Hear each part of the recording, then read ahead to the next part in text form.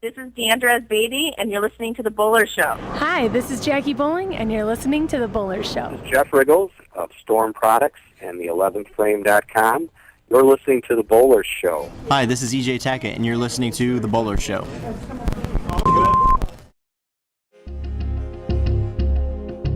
Welcome to The Bowler Show, featuring interviews with the biggest names in bowling today. Tonight, we're joined by one of the all-time elites for a celebration of his career and legacy.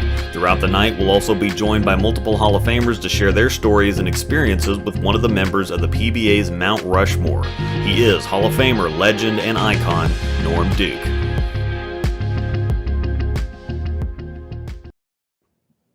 Hello and welcome to the Bowler Show. We are a man down tonight. Mr. Waswo had an emergency, so fortunately enough, I have someone very interesting to talk to, and I'll pull him in here without much further ado. I do want to thank our sponsors before we get started. Coolwick, I Am Bowling, Bowler's Mart, Storm, obviously, Turbo, S&H Custom Homes, Double J's Pro Shop, and Bobby Jackson's Trading. I think I got them all. So I'm just going to go on ahead and pull Mr. Duke here in before I just kind of sit here and keep rambling like an idiot. So, Mr. Norm Duke, welcome to the Bowler Show. Thank you, Luke. I appreciate you. Thanks for having me. Yeah, so the idea here is that we're going to give you the floor. We're going to let you talk about whatever you want to talk about. We do have some old friends, some old competitors coming on to talk with you later, maybe share some stories, share some experiences. Whatever you want to talk about, whatever you want to say, whatever you want to do, the floor is yours. I am going to go on ahead and pull Mr. Timmy Mack here in. Timmy! He is with us already. So, Normie! Yeah. As soon as I figure out which, yeah. Here we go. Yeah, go for it. Hey, thanks for having me on, Luke. What a privilege to be able to be on here with my good friend Norm, and obviously be on the show and just have a chance to talk to my dear friend Normie. Yeah, so let me see here. We've got a few titles for Mr. Duke to talk about. He has, just to give some people some information, 33 standard kids tour titles. We got to make that designation now. You have 7 major titles, and then in the PBA 50, you have 4 titles plus 2 majors. You have several awards. You were the PBA Player of the Year a couple times. You had the George Young High Average Awards several times. Point leader, Usbc Hall of Fame, PBA Hall of Fame, 2014 PBA 50 Player and Rookie of the Year. And the 5th Bowling ESPY Award was earned in 2019. So out of all of this, over however many years, what are some of your favorite memories, or what kind of sticks out? What are the major or the big important things to you? Well, I'll tell you what I think about right now, first and foremost, was the send-off that the Portland Lumberjacks gave me, and of course the Dallas Strikers as well. We had 10 of the greatest on the floor saying so long in such a way that I won't ever forget that. That's by far one of the things that will come to mind from now on, because you can't script that. There's no way you can write that ending unless Wes Malott had it sewed up. And so it was spur of the moment. The commissioner had been talking to me about, the right way to say goodbye. He's real sensitive about all of the players when we leave to do it right. I told him, hey, look, don't worry about it. Something's going to happen, and it'll just be all right. And 2 days after that, that's what Timmy and his team gave me. And that was sweet. And not to mention, I'm a Lumberjack fan, even though I'm a Dallas Striker, and I mean, we go at it. But partly the reason that we want to win so bad is because of the respect level that we have for the teams. And the guys respect my team. They know that when we go in there, that we're going to have a strong team. It may not look like it on paper, but you're going to see how strong our team is. And it won't take long. And oh boy, for my last performance on the strikers, bowling wise. That was sweet. Thank you, Timmy. I appreciate that. Yeah, listen, Norman and Luke, if I could just interject. First off, if anybody's been a bowling fan or any, I know there's been thousands of people for a number of reasons, right? But I will say that one of the most important things I think in anybody that's a bowling fan is what is it going to end like for Norm? What's going to happen? And like you said, Norman, no one could ever predicted that ending. It was spellbounding. I just know the relationship that you and had because of your 10-year reign as doubles champions. You guys have won multiple champions, and just the respect that you guys have personally, but and I have personally for you and listen, we're trying to create history in the Elias Cup and winning it 3 times in a row, bowling against one of the Mount Rushmores of our sport. I mean, that's you're one of the greatest to ever lace them up on and off the lanes, and we know that. And like you, we're all caught up in the moment, and when it comes down, when that crazy ending comes down, and then all of a sudden it gets down to it, Wes is like, and Norm, he's like, Norm, you got to throw the last shot. I'm like, what an unbelievable. The best we can do, obviously. Listen, we're competitors at heart, right? But if I was ever going to lose the PBA league, to Norm, it would have been a special moment for Norm to go out as a champion. But you're a champion for the rest of your life. You've earned that right from what you've created and the indelible mark that you left on our sport in the league. And Luke, just to go back and touch on Norm's point, we always was the benchmark, and it wasn't until we finally get to the final to when we won our first tournament, the first tie, because we lost to him in 2017. Norm, he's there in the hunt. They're, I believe they're 2-time Elias Cup champion. That they were the benchmark, and when we got around them and were able to finally beat LAX and that first illicit title in the league, that was a big moment. I know as a manager and as a player, anytime Norm Duke is affiliated with, you better pack a lunch and you better pack a backpack, because it's going to be way to the finish. And if you got some reserves, you better find some reserves in the tank, because that's what you're going to need against Norm Duke. And that's what his team brings, and that's what he's brought his whole life as a player. Yeah. So in a moment like that, how do you guys even think? Like, I mean, obviously you have the chance. Sure, you give them the last shot or whatever. That crowd is insane. And we can feel it through the TV. I mean, I think that's the special thing about that center up there, and what Charlie Mitchell's been able to do up there, and the fans and just everybody. How do you even slow down and process something like that, or think, hey, let's it's just too crazy to even imagine, really. Yeah, the atmosphere is different in a lot of ways, because we're bowling on lanes 2 and 3, 2 and 3, isn't that right? Yeah, so you got 2 ball returns instead of the 1. You got 2 ball returns, but you have this big wide open space in between, and then you take up all that space with a bunch of guys. I mean, there's a whole bunch of people in very little space of time. So if you like make a mistake, Luke, well, everybody's just right there, and you got to own it right in front of your people. Yeah. It's alone. It's really happy when you get a strike and you come back and everybody's out, right. But you're the guy that goes 5 and 2 on a double. It's a long walk. And it's like everybody gives you a little space and they kind of open up. God dang, that's a hard one. But that's why we love it. I mean, that is why we love it. We know that when we throw shots, our partners' kids are back there in striker jerseys and in Portland Lumberjack jerseys, and everybody's in. Everybody's all in.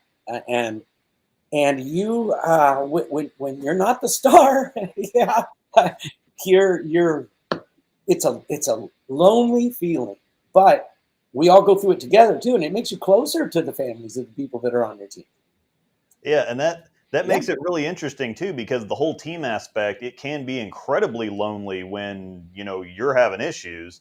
Oh. But if you have an open, and then the next three guys throw a turkey and pick you up, then all of a sudden everything's fine. So if it's just you by yourself and you make the mistake, you can kind of own that and handle it. But then, I mean, that way you don't feel like you let anybody else down, but that also gives them the opportunity to pick you up, or you the opportunity to pick them up. Oh, yeah, and I'm sure that over the course of the years, Tim Mack would have loved to pick up one of those bowling balls and give his team a nice strike and relax some of them, because he can do it. He knows he can do it. We all know he can do it. It's a different atmosphere when you're a manager. I know in this finale, I hadn't struck the first two games, and we're 2-0. So interiorly, I'm thinking, man, I've got to do something to change what's going on. But then you look at it and you go, well, I don't want to change nothing. Your manager side saying, hey, 2 marks out of the gate is okay. We got people that are on this on the back end. And then my player side's like, you gotta pick it up, my brother. This is, it's embarrassing in a way. But that is what is the fun of it. And I'll tell you what, in that atmosphere, every team has experienced at least something. Most of them, many, many things in that building that they would never see again. They'll never see again in another place. It's just indicative of to what Charlie Mitchell has grown there. It's beautiful too. We love it. So,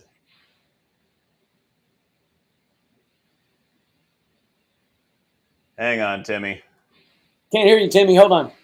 Yeah, check. Yeah, you blipped out for a second. Check your audio settings. If you can get in there to the little settings cog or something, it might have flipped your audio or done something dumb.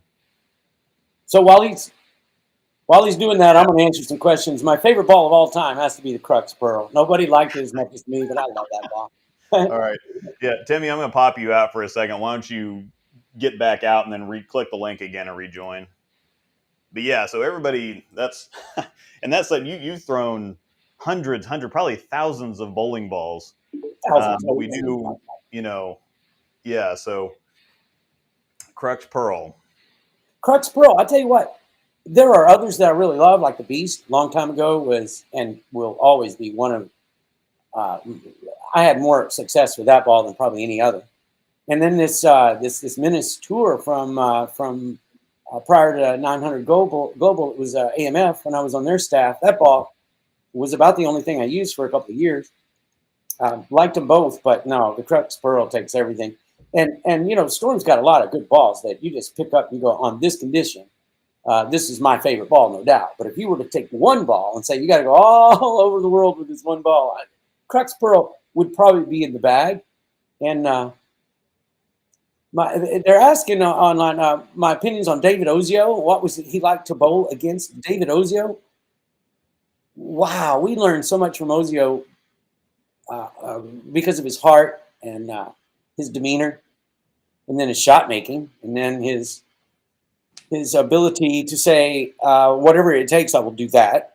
A lot of the things that I do are a byproduct of bowling so much against David. I appreciate him all those years on tour, basically giving us all an example to strive to achieve. And man, was he good. Hi, Timmy. Nice to see you back. Hey, can you guys hear me now? Can hear you. Like an old Verizon commercial. Can you hear me now? Yep. Yeah, can you hear me now? I'm having a giant thunderstorm out there. I feel like next to Norm Duke. But I can tell you guys, I just wanted to touch base on a league. And I don't think TV can actually do to realize how loud and how crazy that environment is down there and in the city. It's like Norm said, it's an experience that if you get to experience, you're very lucky in life, because it is unlike anything we've ever seen before. The fact that, like Norm said, if you're not clicking as a player, you have to, and your team, the rest of your team is, and the talent level of the league to get in the position to even win that thing multiple years is extremely difficult. Extremely difficult. And you can see that Norm done an unbelievable job over the course of years getting themselves in position. And I've learned a little, and I've learned for our team, you know, and taken little bits and pieces of and surveying the field to morph into what we'll try to get our guys ready for that moment. It is incredibly difficult to have everything on all cylinders, and to win that tournament 3 times in a row is, you know, I don't care what anybody says. You need good fortune. You need luck, incredible bowling, and you need top of the line communication. And when you look at the Dallas Strikers over the years, talk about Norm, and you talk about Billy, and you talk about Tommy Jones, 3 Hall of Famers on all of the organizations in bowling. That's USBC, and no other team has that. Do I think I have 2 in Kyle Troop and Chris Prather? Absolutely. My nucleus is really, and then, you know, the guys that I've been able to bring in, you know, pack the pack, unbelievable.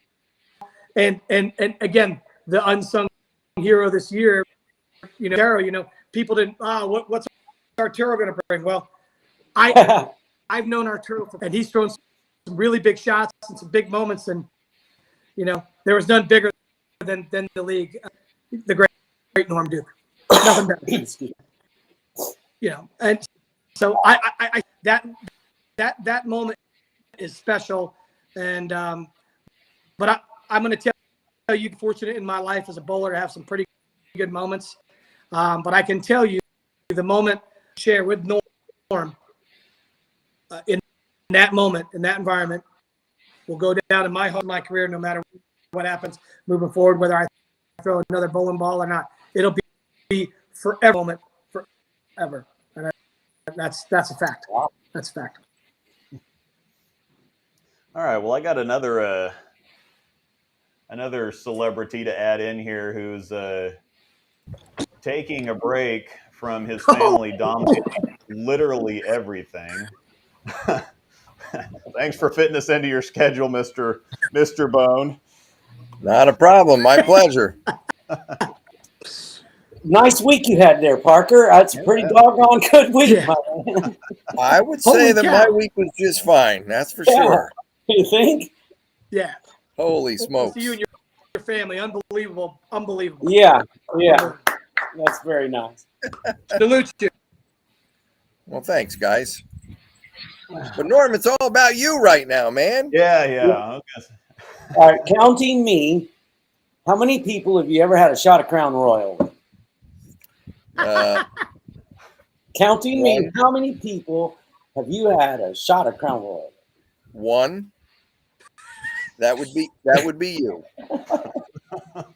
I was telling him earlier on, man, we're going to have to celebrate one of these victories. And he said, yeah, one day I will. One day. And then one day he came up to me and said, I think tonight's the night. It was the night you went into the Hall of Fame. Yep. And it was such a, it was just one of those moments that, you know, a guy like me, I'll never forget it at all. I stopped everything I was doing. And, you know, I was flabbergasted to hear you say it, but darned if we didn't do it. That was awesome, by the way. Thank you for that. Well, you're welcome. It's sincerely deserved. I mean, you know, I'd say that I'm not obviously the guy that's in the bar, and we all know that.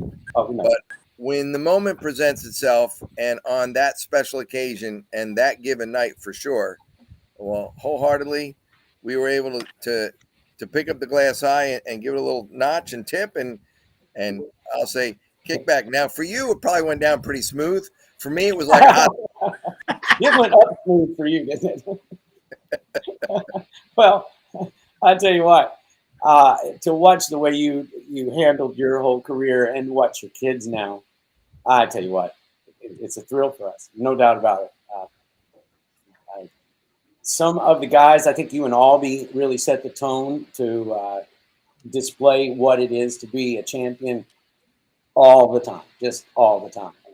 And no, never a break. Awesome, by the way. And now your kids. There's going to be a lot of kids out there going to be losing to some bones, I think, for the next 40 years. Well, I mean, maybe, now they've got bone that can last for a little bit longer, because this bone is, well, he's slowly sailing into the sunset. And I hear you. But Norm, I have to say this, and when I say this, it's for all of your listeners out there, Luke. For years I've said to people that when you have to learn to bowl on the PBA Tour, we know that you want to be good, you want to be able to step up and do it when it matters most. But to give yourself all of those opportunities, you got to be one of the most versatile players that you can possibly be. And Norm, you're the epitome of that. You can go from one on the right side to one on the left side. You can throw it pretty firm. You can go down the lane. You can go around the lane. And when I say around the lane, we all know that Belmo can go around the lane, for God's sakes, endlessly. But you're the guy that can do that. And you may not have the speed that he's got, but you're not afraid to get in there and step up and throw from coast to coast. And it's been that way for as long as I can remember. And you have that versatility that if I'm going to look at a player and try to get them to formulate themselves to try to be that next superstar, so to speak, if you want to say out on tour, you're the guy that they have to go by. Well, thank you. Thank you. And, you grew up out there with me. I had a struggle for 8 years before I found ways in order to tap into something that was not dominant, but at least capable. I wasn't a guy that could hook the ball around anyone. And then I enjoyed that as an advantage for a decade or two. I wasn't somebody who could throw real straight. I enjoyed that advantage for a decade or two. And, man, I learned from all those other people, guys that you wouldn't even give that much credence to. Like Kent Wagner taught me a lot, and so did Bowker. And when it comes to throwing a ball straight, watching what Soper could do and Skidmore, the way they went straight, there were 100 ways to go straight. Right. Not just, I'm going straight because I got a little room. No. Those straighties will beat you to death if you're not doing it right. And the boomers the same way. So I had to commit to that. And I think mainly, Parker, like you, is I wasn't Steve Cook's size. I couldn't do something that no one else in the world could do. And so it became, all right, well, then you have to play harder, stronger, and with less ability to get sent home in a 3-game set or a 2-game set just because you couldn't pick up splits or spares or grind when it was required of you. Hey, we grind most of the time out there, right? Every once we have the nuts, but for the most part, it's a grind fest that you sign up to when you're bowling for a living. And he who can grind best can live longest in most events. And that's why we lasted this long. We grinded better than most. Yeah, well, I mean, don't get me wrong. We've been very fortunate to go through some nips and tucks and cracks along the way. But, when I look at guys that go out there and you and myself and obviously we know that Weber and Walter Ray have been through it too endlessly. But you've weaved your way through the cracks, but you've done all that in such a way that it's the sour week is not really catastrophic. And as soon as the good week comes on, man, you are jumping on somebody's throat and putting your foot right in their jugular. And I mean, that's what makes a champion. And you're right there. Oh my God. Yeah. You have to learn to win. You have to learn how to win. I won early, but winning once or twice is not requirement of, well, you have to learn to win. No, but winning 10 times, you have to learn how to win. You have to physically know that there is things that you have to do to win, whether it be eat at a certain time, whether it be, like Amleto and his physical commitment, whether it's study, playing lanes right, whatever it is, you have to learn how to win. And it's a lot easier to learn how to lose than it is to learn how to win. That's for sure. That's for sure. Yeah. Well, the friendship that was created through the years, whether winning or losing, because I know that we've had our matches back and forth there, but winning or on the losing side, you definitely stood tall. You've withstood the test of time. And more importantly, from my heart, bud, I can't tell you enough how much I appreciate your friendship that's been there. And likewise. Do you remember when we were sitting in the set T area in Tokyo and we tipped that Aronimon ski, watching my ball chop the 5 off the 9? That was so cute. We did a trick shot together. And at the end, we were going to sit down and watch the end of it. That's how slow it was going to go. Yeah. And we did it perfectly. We had rehearsed this thing, and it was perfect. And we tipped that Aronimon C together, and darned if it didn't chop the spare. That was a great moment. Some things don't make sense, but I'll tell you what. Those years ago in the Japan Cup, that was purely fun, great times. Yeah, for sure. Yeah. I think that both of us were in the top of our games, and that's where we had some epic battles over there. I lost most of them, but we did have some nice battles. And I'd like to just occasionally go back to Tokyo, even if it's in my mind, and just put myself right there, Tokyo Court Bowl, where it was so loud. Listening to your strikes there was the loudest strike you'd ever hear. Oh my God! He was flaming it. And that place was loud when you got a strike, wasn't it? Yeah. You felt like they heard it down the street somewhere. It was on the 7th floor, so it echoed. And it also rumbled. During earthquakes, you'd move around because you're on the 7th floor. And yeah, that wasn't very fun going through one of those. Set T area's going one way, the bar return's going another way, and one of the years I was there, I looked back at my mom and she goes, "Oh my God, what is that?" I said, "Well, Mom, it's one of two things. Either it's an earthquake or a truck hit the building, and I don't think a truck hit the building." Yeah, I went to Taiwan after Tokyo Port Bowl once, and I believe it was '95. But it was the worst the worst earthquake I think in the history of Taiwan, which there's a bunch there. And I know I got on the plane, and at that point, the 10,000 death toll had already been surpassed. And it was just about the most traumatic night I've ever had, bar none. I knew I was going to die. There was no doubt in my mind. And not only lived through it, but we bowled the next day, believe it or not. If we'd have had that kind of destruction in America, there is no way we were going to bowl. No way, no how. And we got there, and they didn't have any lights in the whole city except the bowling center at 5 a.m. And at 5 a.m, it was packed, standing room only, because there was only lights in the city. And people were losing their loved ones everywhere, and it was commotion and just unbelievable manhunt.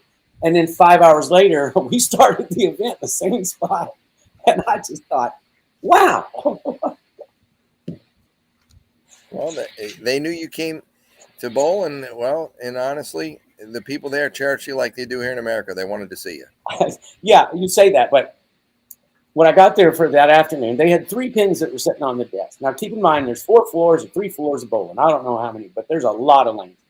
And there are 3 bowling pins on the front counter, which means you've been around. You're supposed to sign the pins, and so I grabbed one, and I'm about to sign it, and this little bitty, she was probably 15 years old, just starts clawing at the pin. Give me that back, because they were kind of like sacred pins, because there were only 3 pins in the building that didn't fall over during the earthquake, right? Oh boy! So don't touch those pins. Okay, here you have it back.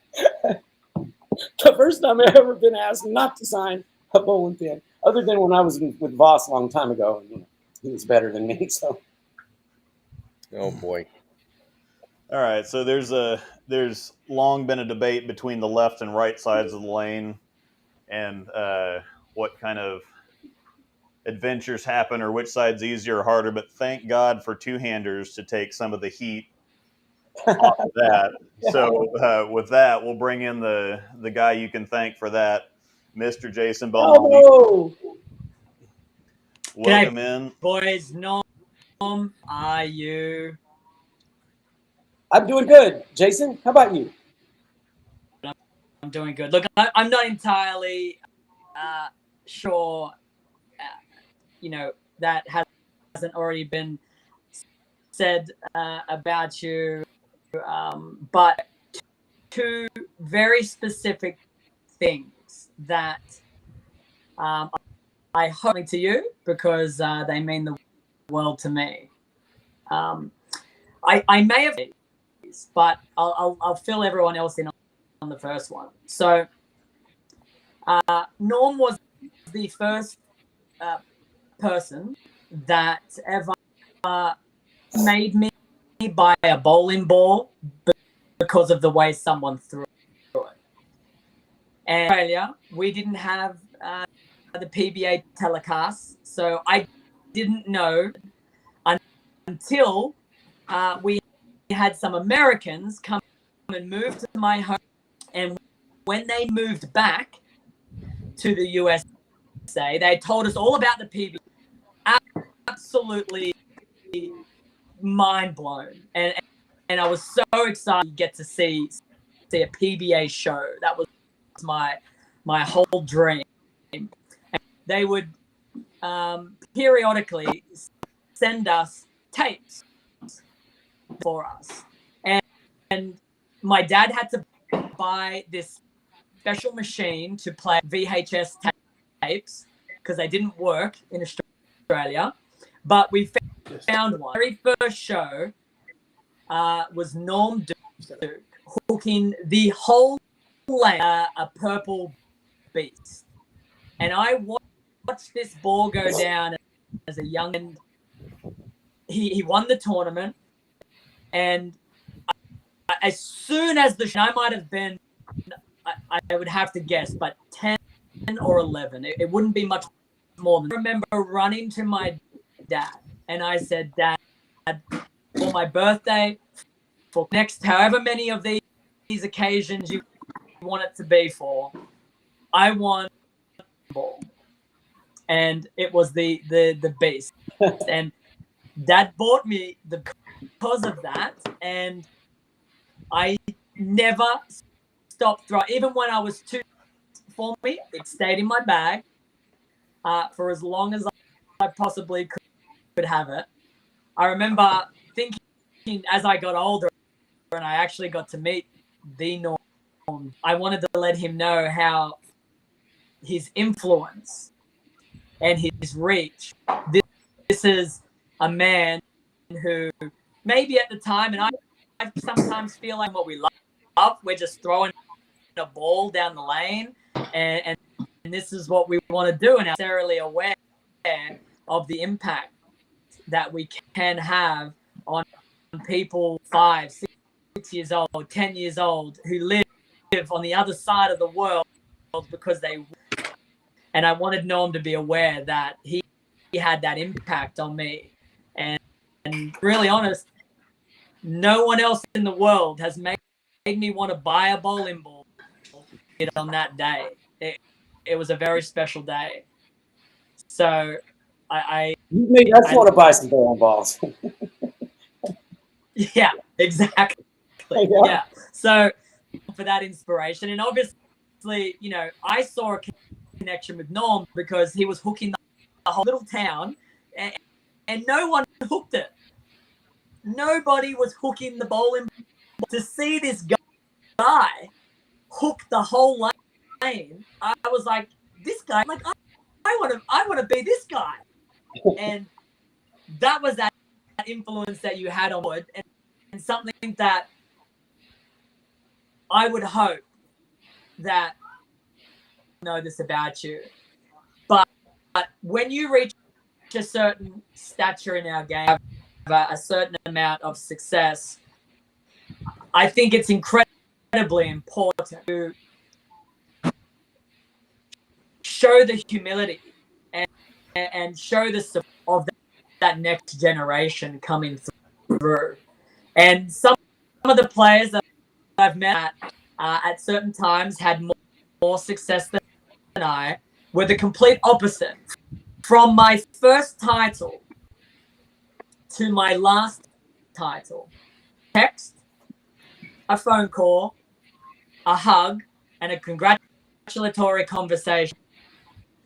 And none was more meaningful to me when I won my 7th and 8th major championships. And the reason why, when I won 7, I tied Norm Duke. And biggest hug of congratulations and how proud he was of attaining something that he had. And he was just so thrilled. The week later, I won my 8th major championship. Hug and congratulations of passing him was bigger, impactful to me, more genuine, and it was amazing. Was thrilled for me to have this success and not worried about his own position in the history books or on the ladder or anything. It was love. And man, it really brought a tear to my eye. It really made my second beat, and I'll never forget that, Norm. Like that impact from a 10-year-old ball to then wanting me to have the success, the friendship that we've been able to grow in those two different times, between those 2 different times. Cherished forever. You are an amazing human being. I'm blessed to call you a friend. I'm blessed and to compete against you. But honestly, what I love most about you, the lessons that you're passing down to me to pass to the next generation, and it really is. So love you so much. So proud of you. Whatever you endeavor to do into the future, I know it's going to be amazing. Just excellent. That's who you are. Well, first of all, we're learning as much from you as you could have possibly learned from us. We get to see on a daily basis just how to treat fans, just how to commit yourself to social media, just how to, I mean, I beat you on television one time when you were the lead, and that's about the least fun thing in the world to do. And I got that hug. I got that hug from you. That meant the world, will mean the world to me from now on. And so I'm happy, and it's wonderful to have an impact on people. And no, we will never know. Parker will tell you, we will never know the full impact that our careers have on others. We learn more and more about that. We learn that it's more than we know. But then something happens, and it reminds us that, wow, one day people were watching, one day people were listening. And so many times we don't say the right things at that time. Well, you're saying the right things and doing the right things, and we're watching it all happen. And it's wonderful. It's a two-way street. You know, I have enjoyed the likes of Walter Ray Williams Jr. and Pete and Albie and Parker and all of the greats. You know, there are so many. I got to watch them do what they do best. And I got to differentiate people different ways, you know, by their strength in the mental game or their focus or their belief they could, whatever it was. We got to enjoy all of it. You try to take those little bitty pieces from each one of those great icons that you're fans of, and you try to adapt them. Well, that's the same thing people are telling us, right, Parker? As you had an impact on somebody's life one day, and they were trying to take a little bitty piece, just a little one, of what you're doing, and put it right into their strategy and their game plan. And it's wonderful metamorphosis to see. I can tell almost from the kids, by the kids, from whom they're watching. You know, I can almost tell who watched Parker growing up and who had Pete Weber as a favorite. And now we get to see how many bowlers throw it with two hands and wear Belmo jerseys, and you just rock it. You rock it the way we'd like bowling to be rocked out. It's great. It's really great. Thank you, mate. Like I said to you, mate, I appreciate those words, but for me, I just learned and watched. I watched you guys as well with the way that he is with humanity. Parker may be the nicest guy in the world. I think so. I don't know. It's just I thought I was going to be mad the day that Parker, Walter, Pete, and Norman. I was really thinking, looking at it more as like a really rejoiceful time, like how grateful I was born at a time that I could watch and compete against these giants of our game that will forever be remembered.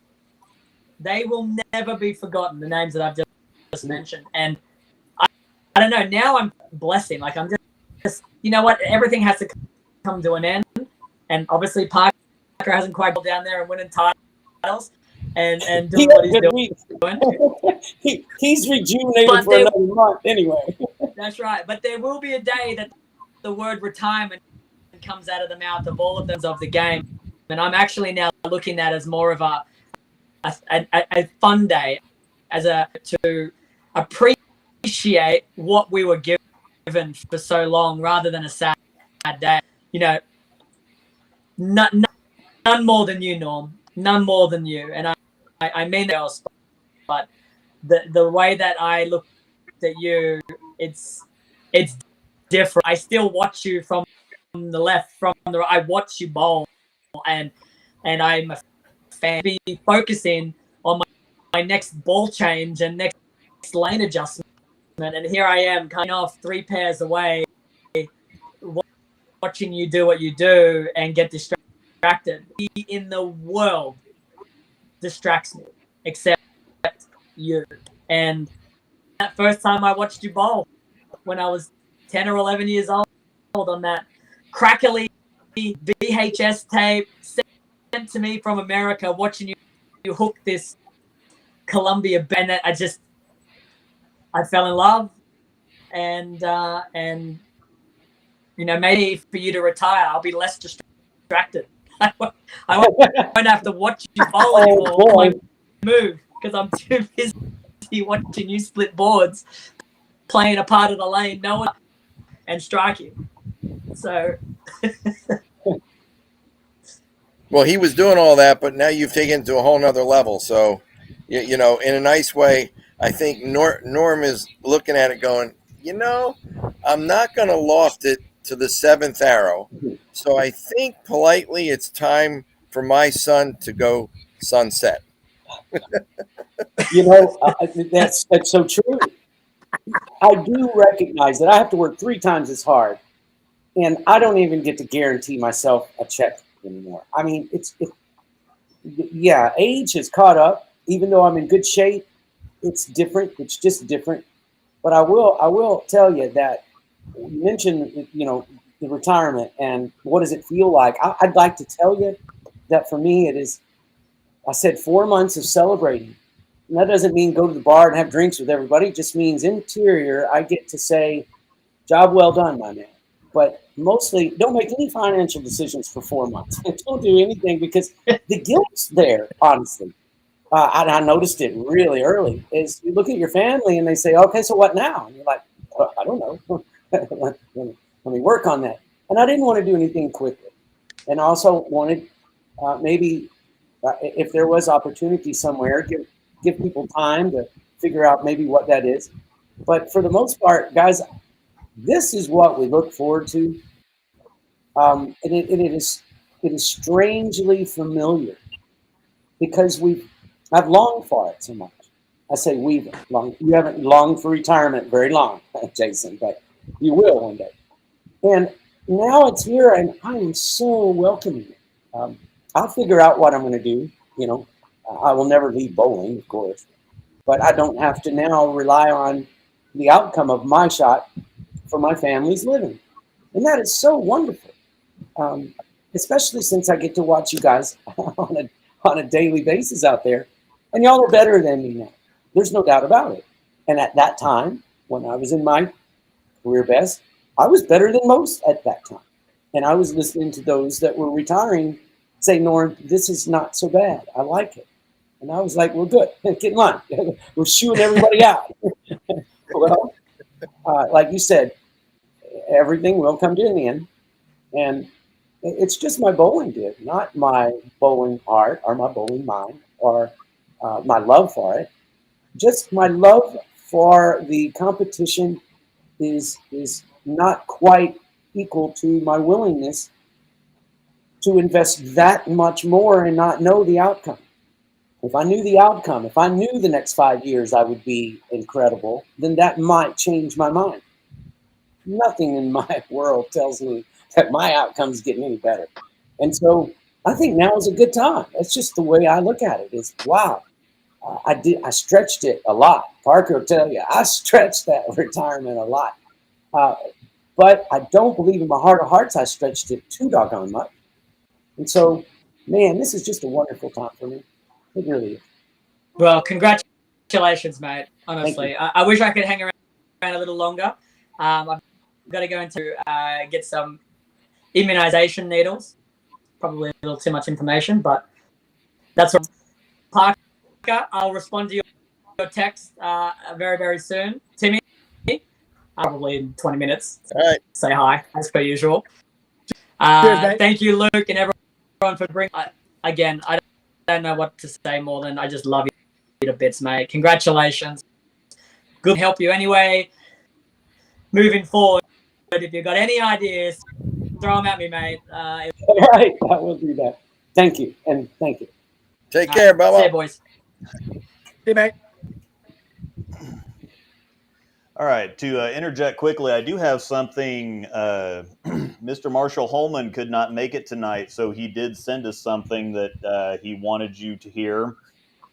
Said, first, I'd like to say that I'm sorry I cannot be with you live today. I've known Norm Duke probably the better part of 4 decades. You can tell from the start that he had an incredible amount of talent, but he really never became a great player until he'd been on tour for 10 or 12 years. He did show brilliance early, winning at the age of 18, I believe, in Cleveland, but it wasn't until the latter part of his career where he really showed what a great player he is and has continued to be. So congratulations, Norm. Enjoy your retirement, my friend.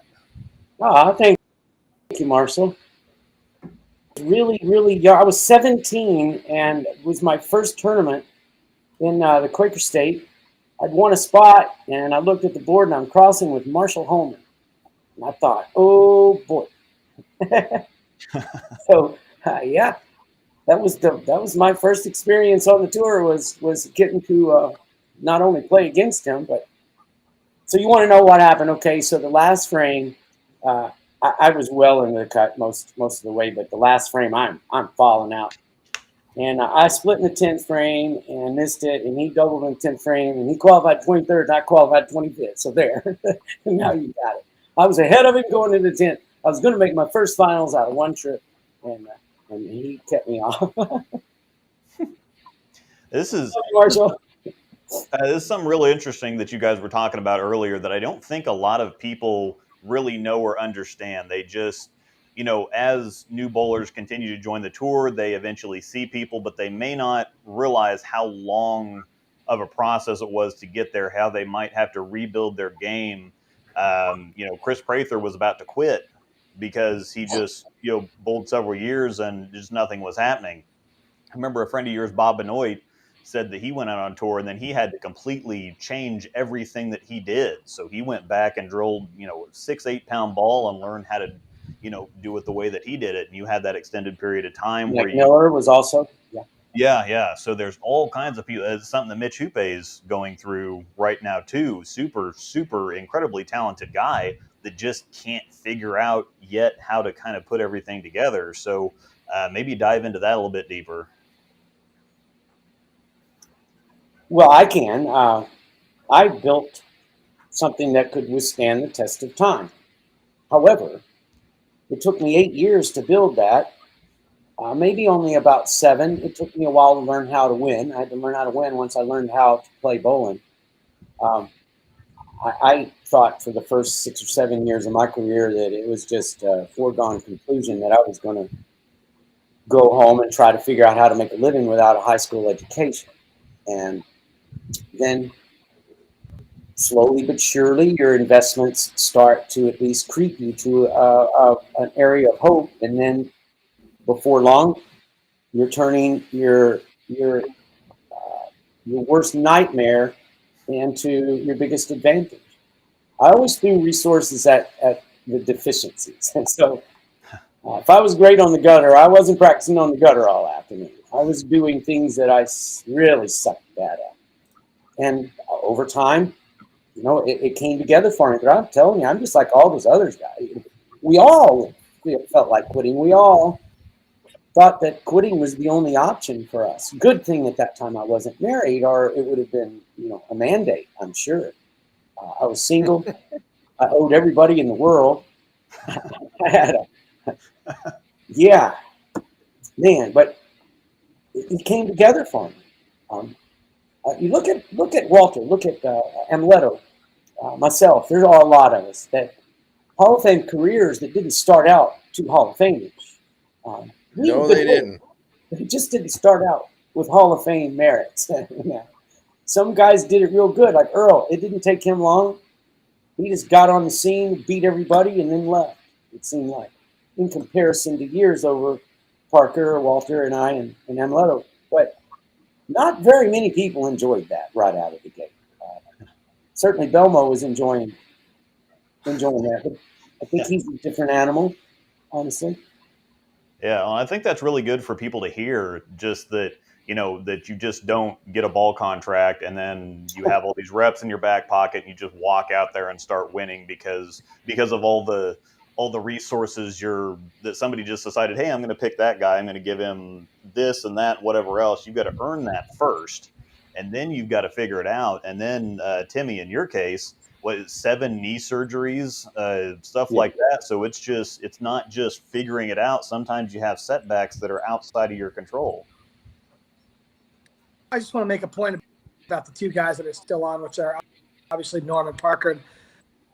And what a privilege to be on the show. But I want to touch a point on why I think there's a few guys that are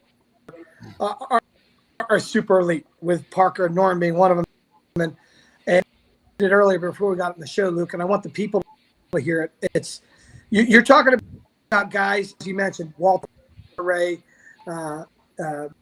Norm, Parker, and I didn't get a chance to watch Walter and Earl earlier in their career, but I've got an opportunity to listen. You guys are a little older than me, so I was able to bowl against you guys, but I also so I've been in a little different position than most. But what makes, and I think for the people, the one thing that I've always remembered about Norm, and since Parker's on too, and we're talking what makes them elite is they give every single thing they've got on every sand. I don't know that the kids of today do that, that them themselves or question themselves, which I think is a great point. But what makes a Norm Duke and a Parker bonus, every shot they're grinding for earlier Parker and Norm, it's a grind, right? And then when you get that week, champions do. That's what Parker's done for, I don't know, I think he just won your 8th. I think Norm is he's got 40 national titles. So that's what the greats do. They every single opportunity, but when they're not in it, they're always learning and they single pin. And I think if that message can be passed today to the kids and to the people that are watching and the coaches that are being watched, say thank you to Norm and obviously the great bowlers that have been able to get in Parker. I think that's a big thing that people forget and maybe don't get a chance to watch, because I've been on the lanes with these guys, so I get a chance to see how they go about them. unfortunately for me, I never got a chance to go out. You know, when I was it was a different route, which worked out really well for me.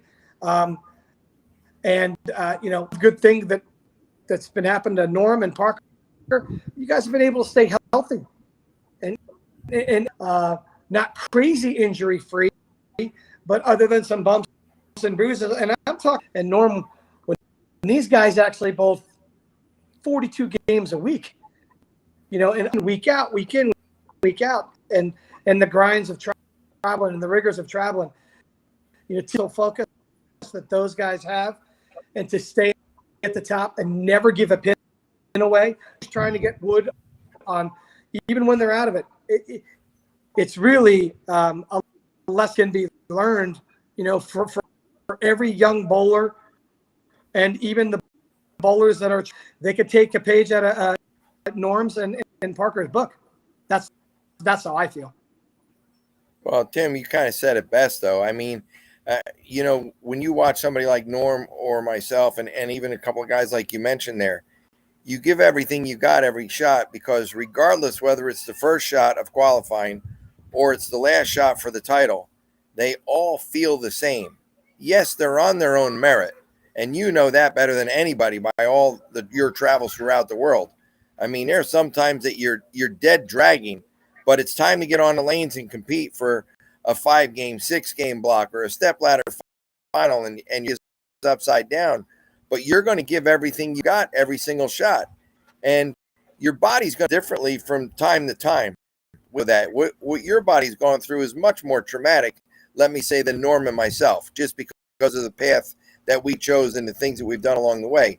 But Sure. all of us as players bowl under some sort of strain or some sort of pain or an ache, and you have to work your way through that, and that allows you to even learn that much more about yourself. Now you start to try something a little bit different because of how day, and then you realize, oh, wait a minute, I've just opened up my eyes to something else that I realized that I could do before. And today, now you wake up tomorrow, you feel a little bit better, or everything is fine, and the next thing you know, you've got to look on the lanes, and you're not just sniffing your way how to get near the top. You're in the top, and you find yourself running away. And you know, when you watch somebody like Norm, who's done that for year in and year out along the way, you know, and the times that you did come out there that you were healthy enough, and let me say that you were home from traveling overseas, it sincerely showed every step of the way. Yeah, and the one thing that I've been really lucky to get to, because I bowled as an amateur. I had a lot. You're talking, Luke. You're talking about. I bowled Parker probably 5 or 6 Masters, never won. Okay, he beat me.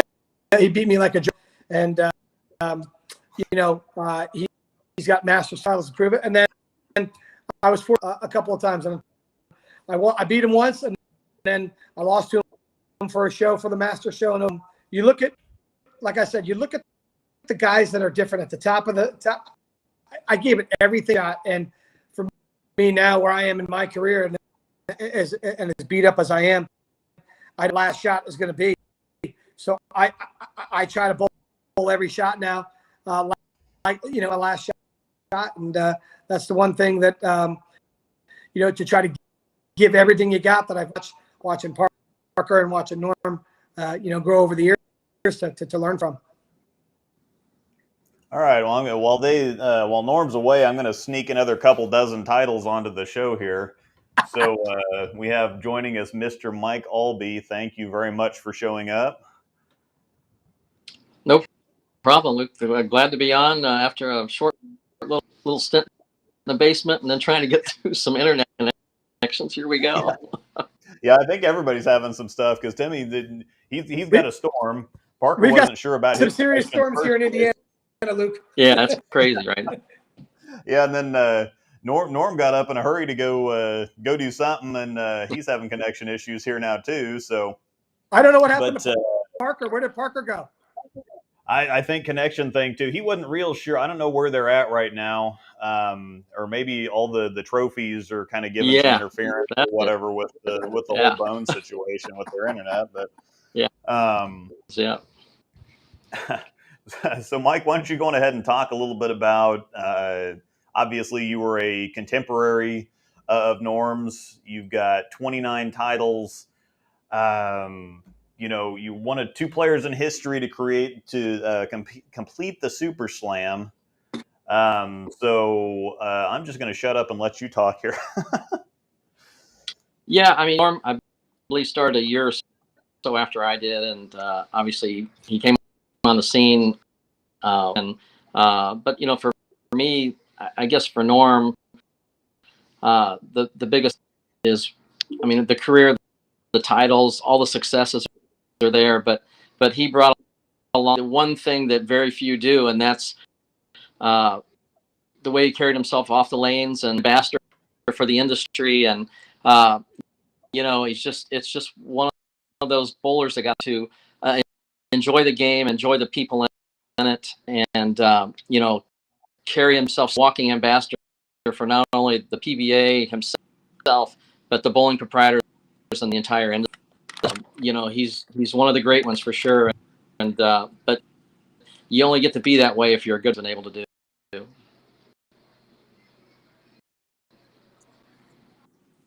Thank you, Mike. Hey, Norm, you're back. I'm back. Well, congratulations on just a wonderful career.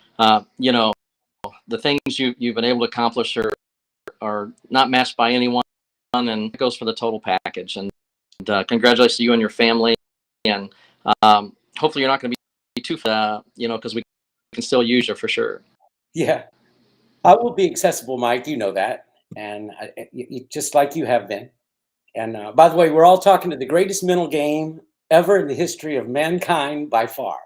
There's not even a close second in my mind. I got to watch it firsthand, and some of the things that you were talking about just now, I got from you. Yes, absolutely. I mean, how do you not? Well, thank you, but this show's about you, not us. Yeah, but that is one of the things that I will forever be indebted to you for. And you know me, I was a little runt, good for nothing, and troublemaker. I had to learn. I learned from the best. And at least I was watching. Okay, at least I was watching. And now I get to enjoy, you know, rare air with a lot of you that are past our prime, but we're still capable of doing so many good things for bowling and for the people that love to bowl. We'll never stop that, right? Exactly. Well, you were at Junior Gold, so it carries on and on. Congratulations for sure. Thank you. I sure appreciate it. Look at all those trophies you have in the back. I like that. Yeah. You're moving. Yeah, that's only one of the cabinets there, I think. Yeah, I would think. Yeah. They used to give big trophies away, see, and Mike won all the big trophies. The ones you couldn't even hold afterward. You just set them down. Yeah, and but you're auctioning off one of your liberties. So, yeah, another point of what we've been talking about for sure. Yeah, I asked my son. I said, "Hey, man, what do you want me to do with these? Because they're going to be yours eventually. I'm sure of it." And he said, "No, Dad, I don't want them." So I said, "All right, here we go. It's time to lighten the load a little bit." Yeah, we're kind of getting to that age, yeah, where you got to start looking at that for sure. Yeah. You know, don't start that talk. As soon as I announced that I was finished with the bowling, you know, professionally, I got booked about 3 or 4 times immediately. So I'm thinking, oh yeah, now they're gonna think I'm dying, so they got to get to me before I'm dead here. That's the first thing. Oh gosh. I said, it's time to go get, you know, all those test checkups that you get after 50 that you put off while you're bowling for a living. Yeah, I'm in line now. Yeah, so talk a little bit about the decision to, because there's a lot of the guys that have just moved on to the senior tour. They officially retired for the PBA 50, PBA 60, and retired from the the kids tour. Why the decision for you to just kind of cut the cord and not move on from bowling, but just not compete anymore? I think it's because I stretched it the way I did. In a sense, I bowled both tours. I still have Next Level Bowling, so I do clinics and seminars and guest speaking, and hosting events. And, I said, this is tiring and there is a shorter lifespan this way. If you were to eliminate one of the tours, then it would be far more likely that you would last longer. And I didn't want to. I wanted to go full bore to the end. And I reached the end and I said, okay, this is what it feels like to have, you have the day fry and the week fry. Well, I have a decade fry now. So it takes a decade to get over the decade fry factor. Well, I just reached the point that I said, if I wanted to do more, I should have tried harder. We're done. And the senior tour, it's just not that attractive to me. In a sense, you can go out and play your very, very best. And they you lead for 2 days and they take all the pins away and now you're even. Things like that drove me nuts. I didn't want to be driven nuts. I wanted to enjoy the latter years of my bowling career. The senior tour just seemed to be a lot of wasted time to get to a finale that, didn't seem to have the punch that the regular tour does. And so I missed that punch more than I miss anything else. And it's not like if you're bowling the senior tour, you're still bowling for money. You're not going to make a lot of money out there. You can make decent money for a certain amount of weeks, but you're not going to be life-changing money. And I said, well, I'd rather then spend my time thinking about things that could be life-changing. Why not work on getting rich now? So I'm a long way from that, but at least I had something to look forward to, right? Yeah. Yeah, no, I think, Mike said it was your show, but Belmo also said earlier that you never know who you're impacting, who you're touching, who you're reaching, who is maybe sharing in your experience, I guess, that you may not even know. And I remember growing up, I was born in the early 80s, and so I remember the shows with Bo Burton and Chris Schenkel and, getting done with Saturday League and watching the shows. And, I've had a shoulder injury now, and so I used to be right-handed. Now I'm left-handed, so I'm going back and watching, Mike, I'm watching some of your shows a lot more intently and Parker's. But yeah, so for me personally, for everybody on here, it's and thank God for YouTube, so we can go back and remember some of this stuff. And that's I'm just kind of speechless that I get to sit here and listen to y'all talk. So I'm sure that a lot of people have been saying thank you, but thank you. And they tell you don't meet your heroes, right? But I'm two of my heroes, and I can tell you that I don't necessarily believe those because I've been really, really lucky and really blessed to watch these gentlemen than me. So I too, like you, watched them on TV growing up and went to tournaments growing up. I never ever got a chance to, as Mike stopped a little bit earlier than most. I want to say in 2004 at Woodland might have been his. I don't know if that's correct or not. I was close. And but they say don't meet your heroes, but I sure am glad I did, because I'm lucky in this industry to call these guys both friends and working on the top of the mountain. And as I go here, thank you. Thanks for being my friend. I can't wait, because you mean so much to the sport of bowling. I can't wait to see what you do next. And a privilege to, as I said, have that moment 2 weeks ago for your last good in my heart forever. And what a blessing that because the impact that you've made on not the thousands, millions of bowlers around the world. You will never know how much you mean to everybody, but and I'm very grateful, and I can't wait to see what you do next, and it's going to be great. Thank you. Thank you. I can't wait to see what I'm going to do next either, because I don't know yet. You guys have a good one. To my heroes, Mike and Normie, Luke, thanks for having me on, and I look forward to seeing you both real soon. You guys be safe. Love you back, bro. Mike, do you ever go on YouTube and watch yourself bowl? Say what? What's that? Do I watch YouTube? Yeah, do you ever go on YouTube and watch yourself bowl, you know, when you're down in the dumps and you're like, oh, man, I got to have something good. I actually do. That's how I practice now. So, you know, I visualize. So, championships or whatever, Bob Hanley will always say, well, how much practice are you doing?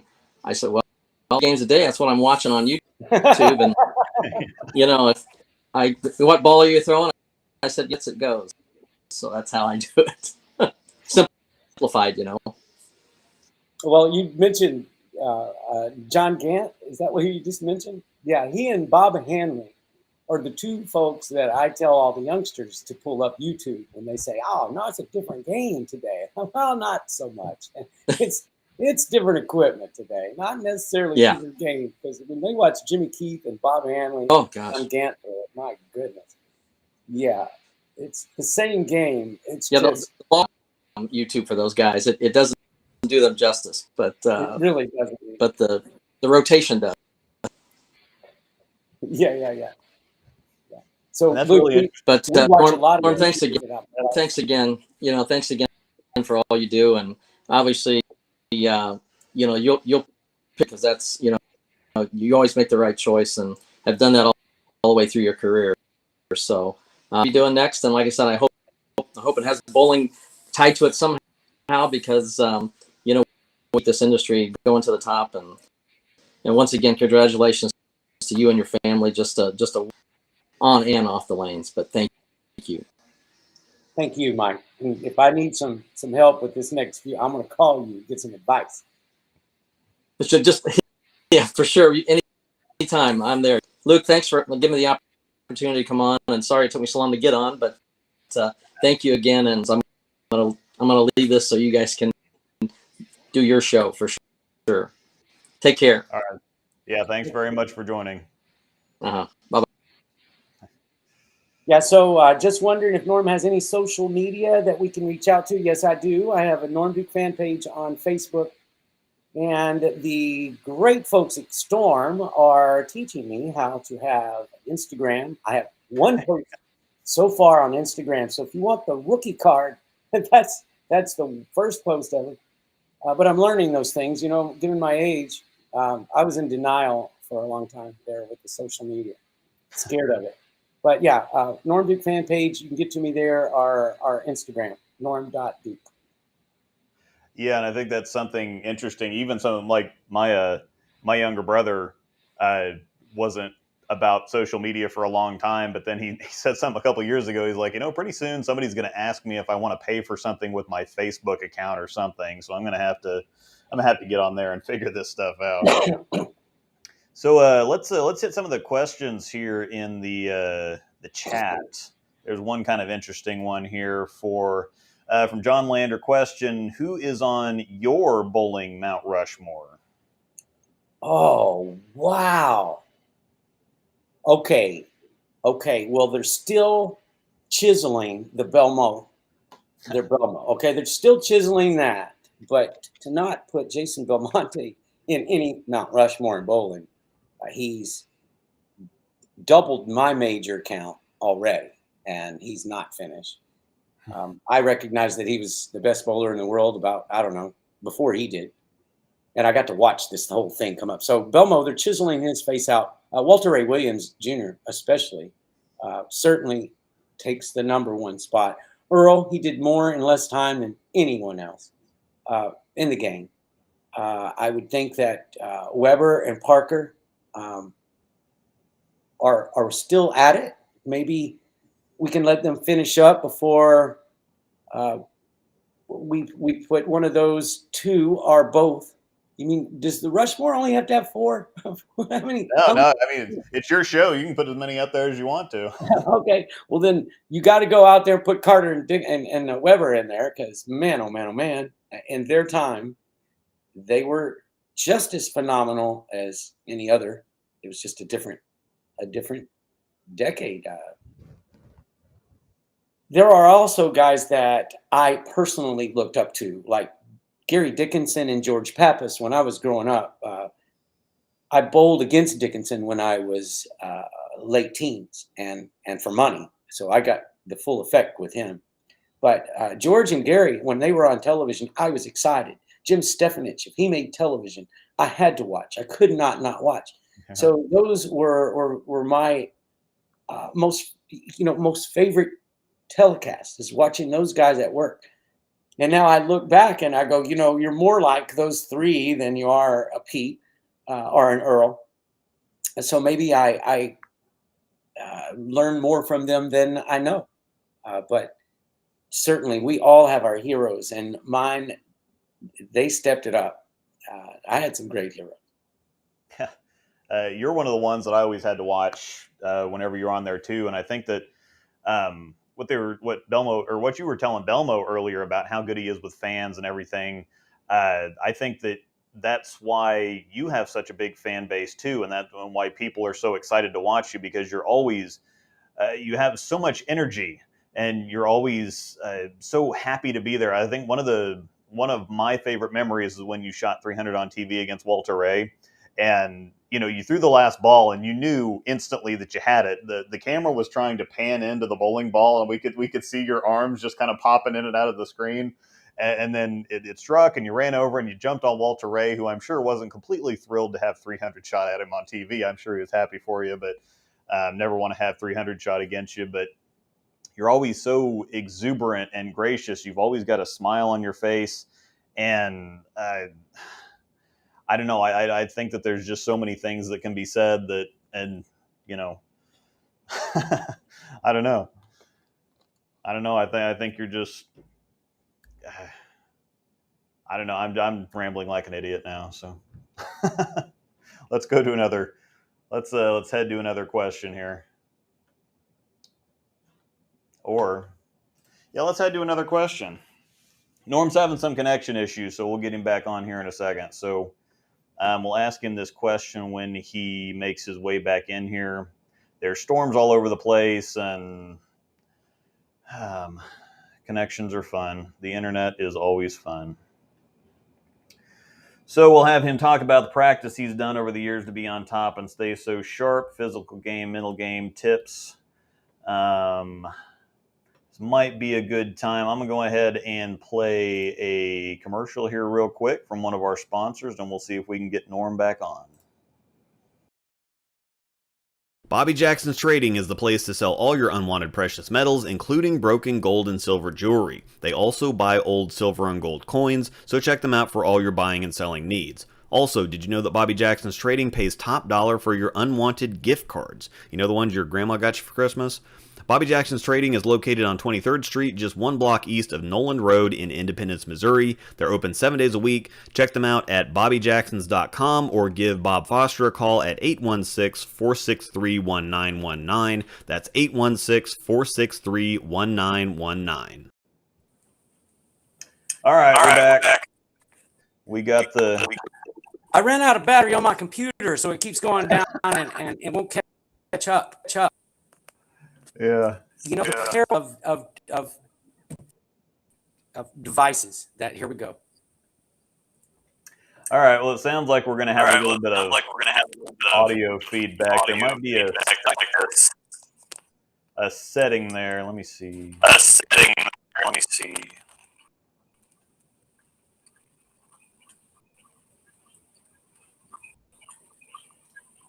If you can get into your audio settings. And enable echo cancellation.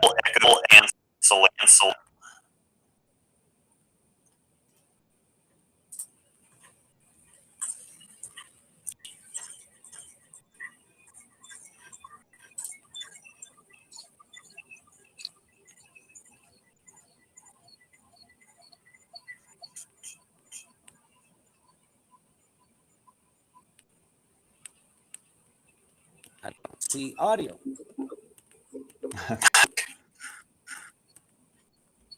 Well, how about this? How about I just let you talk? Pop a question up on the screen. Well, if I talk and you can't hear what I say, let me try this down here with the settings. Audio settings. Mm-hmm. Echo cancellation. Yep. Click it on.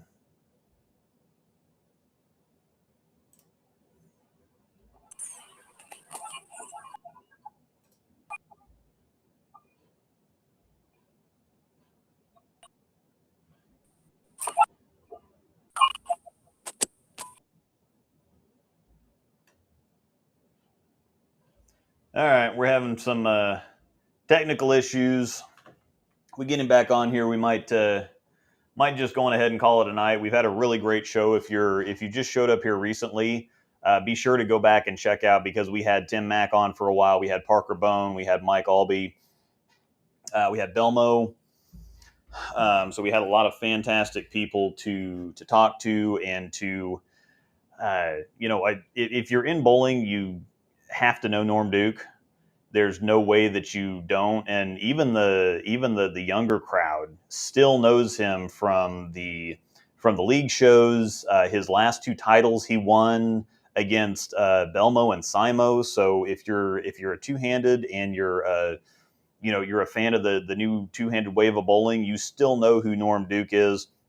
And if you want to see some of the most interesting stuff you've ever seen, he talked about earlier that bowling's changed, but the equipment's changed, but the game really hasn't. And if you go back and watch some of those old shows, you get the same feel as what you get when you watch the current stuff. It's just some things are different. People are starting to use the hair was different. Yeah, we are still getting feedback, so I might just go ahead and answer question here, and might call it a show. Yeah, look, I appreciate all of you. Thank you. I'm not going anywhere. I'm just not going to enter any of those tournaments that goes to them. But I will see all of you around. I mean, when I'll be around bowling, certainly somebody would come somewhere where you're either doing a program or a clinic or maybe watching a bowling show that I get to. But thank all of you. Thank you, Luke.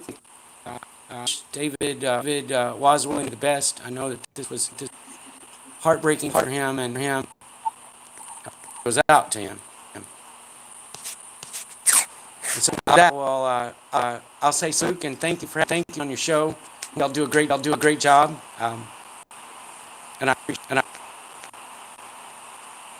Yeah, thank you very much for being here. I know we got issues, so I'll just go ahead and let you go. We'll definitely have you on again. And congratulations on the career. Thank you so much. Thank you.